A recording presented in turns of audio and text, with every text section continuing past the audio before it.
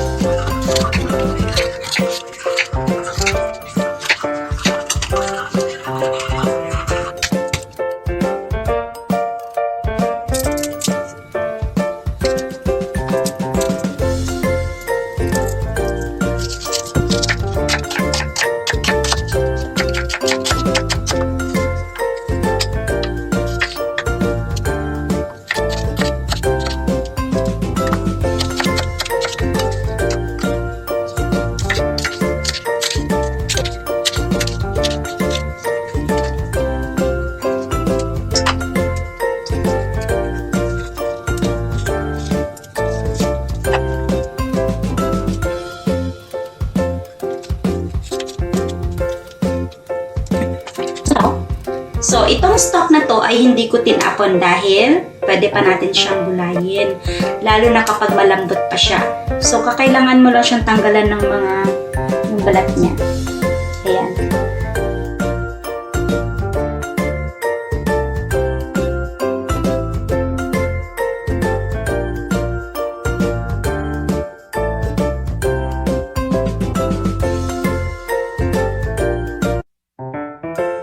Okay, so ang ating tanghalian ngayon ay bulanglang.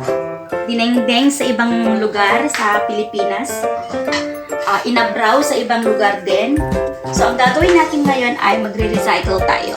So gagamitin natin. Una, nag-boil na ako ng tubig. Kasi una, kailangan natin mag-boil ng tubig para sa ating lulutuing gulay. Ayan, mabilis na. So, since nagbo-boil na siya, ang unang-unang gagawin ay ilagay yung mga sangkap na.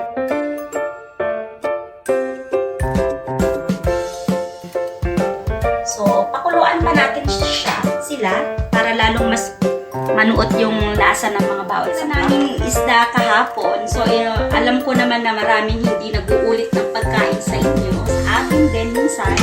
So, ang gagamitin kong bilang pandagdag lasa sa ating bulanglang or dinengdeng ay itong tira naming isda.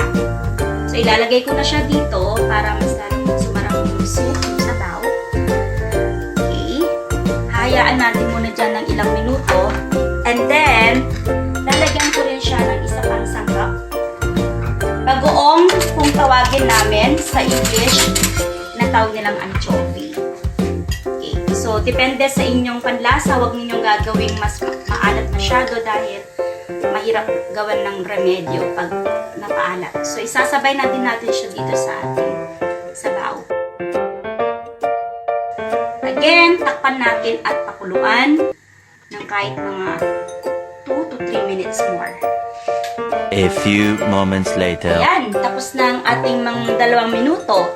At ready na rin tayong maglagay ng mga iba't ibang gulay. So, ang ating gulay ay depende sa tagal ng pagkakaluto. Siyempre, uunahin natin yung matigas-tigas, which is yung kalabasa. Again, takpan natin. Huwag nating i-overcook. Yan ang tip natin sa pagluluto ng gulay. Let's say, lutuin natin ng 1 minute. Tingnan natin kung gaano kalambot. Tapos, ilagay natin ang iba pang mga sangkap. Takpang muli. Ayan, naamoy ko ng amoy masarap na dinengdeng. Since ang ating kalabasa ay medyo half-cooked na, ayan, pwede na natin ilagay yung iba pang mga sangkap. So, sa mga natitira sangkap, ilagay natin yung ating sitaw. Ayan. Okay. Isunod natin maya-maya yung okra, tsaka yung talong. But then, yung kagaya ng sinabi ko kanina, huwag natin itatapon yung stalk ng spinach. Kasi, pwede pa natin siyang isahog. Pandagdag sa gulay. Huwag natin tagalan masyado dahil ma-overcook ang ating kalabasa. Let's say a minute or less than a minute, pwede natin ilagay yung iba pang mga sangkap. A few moments later. Ayan! Pwede na nating ilagay, mga kapatid, ang mga natitirang sangkap.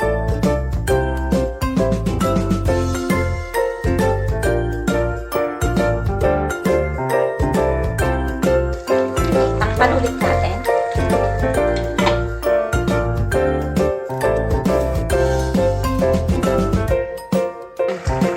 Medyo dagdagan natin ng konting alat.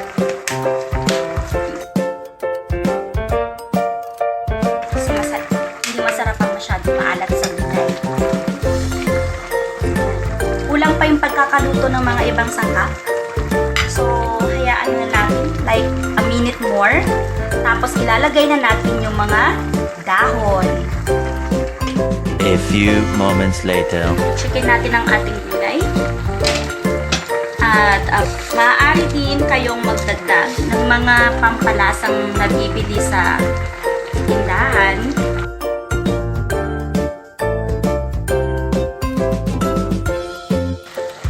Ayan. Pwede na. Isusunod na natin ang ating spinach. Masustansya to kasi halo-halo, iba't ibang klase ng gulay. Lalo na sa panahon na ngayon, mga tao ay sakitin. So, high time to para sa mga taong may dinaragdag. At also, eto rin itong dahon ng sibuyas, pampadagdag din ito. Amoy, lasa sa sabaw. Hayaan lang sila ng ganyan. Huwag nating halu-haluin kasi yung mga gulay sa ilalim ay madudurog.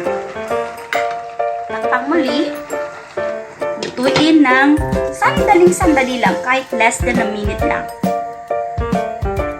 Ayan. Okay na yung ating gulay. So, pwede na natin siyang i-serve. Okay. Kain na!